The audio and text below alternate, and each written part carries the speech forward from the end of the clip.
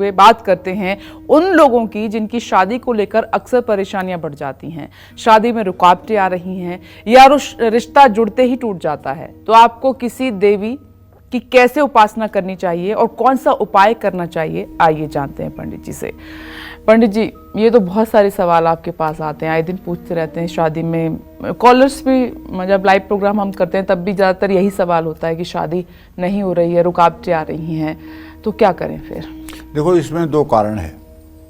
पहली बात तो ये है कि जन्म कुंडली में जब सप्तम भाव दूषित होता है और शुक्र अस्त होता है, विवाह भाव का कारक ग्रह अस्त हो, विवाह भाव का स्वामी ग्रह अस्त होता है या पापक ग्रहों से पीड़ित होता है, तो ऐसे में लड़की हो या लड़का, उसके विवाह में विलंब होता ही होता है। विवाह में विलंब के बहुत से योग ज्योतिष शास्त्र में हैं, जिसे देखकर ये जाना जा सकता है कि विवाह में रुकावट का कारण क्या है। अक्सर हमने देखा है कि अगर जिनकी कुंडली में शुक्र अस्त होता है या शुक्र नीच राशि में होता है या शुक्र सप्तम भाव का स्वामी होता है, तो उनके विवाह में बहुत विलंब होता है। और जब शुक्र की शांति हो जाती है, जब शुक्र का दान हो जाता है, जब शुक्र के उपाय हो जाते हैं, तो निश्चित रूप से बहुत अच्छा रिश्ता भी होता हुआ देखा जाता है।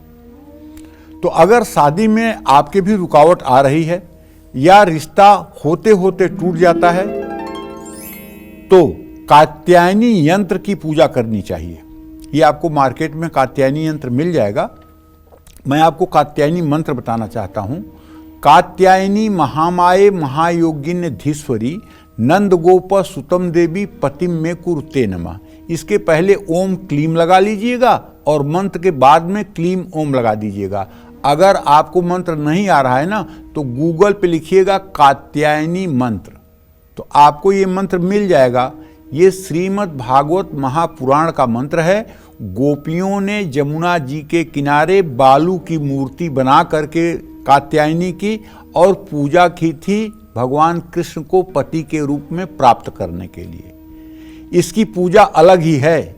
यह एक ऐसा सनातन धर्म का मंत्र है कि इसको पढ़ते समय मुंह में पान खाना जरूरी होता है। यही एक ऐसा मंत्र है जिसमें पान खाना जरूरी होता है।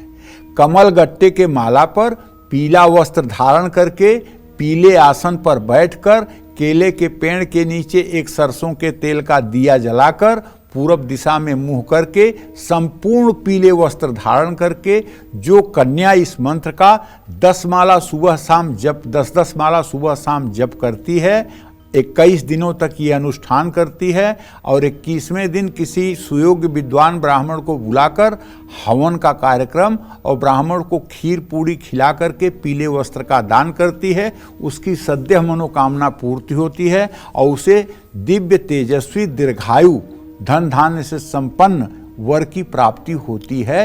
कलयुग में ये मंत्र बहुत ही चमत्कारिक है, बस इसको शुद्ध और सही ढंग से करने की जरूरत है।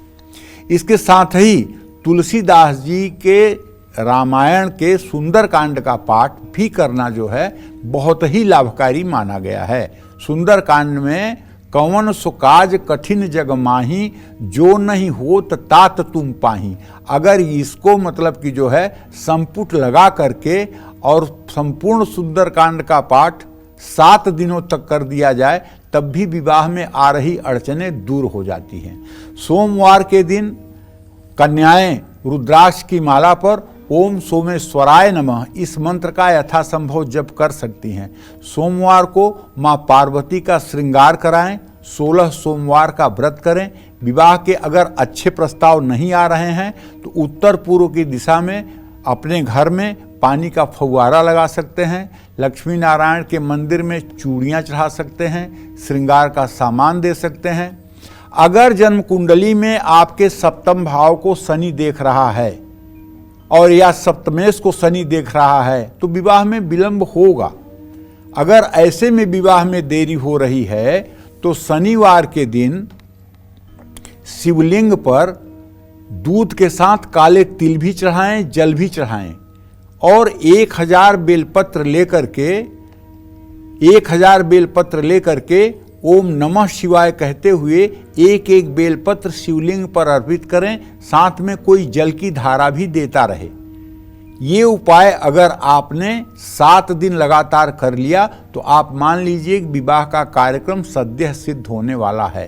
साबुत उड़द, काले तिल या सरसों का तेल, ये भी आप शनि मंदिर में अगर दान करें तो शनि पीड़ा से मुक्ति मिलती है। जय मां विंध्यवासिनी।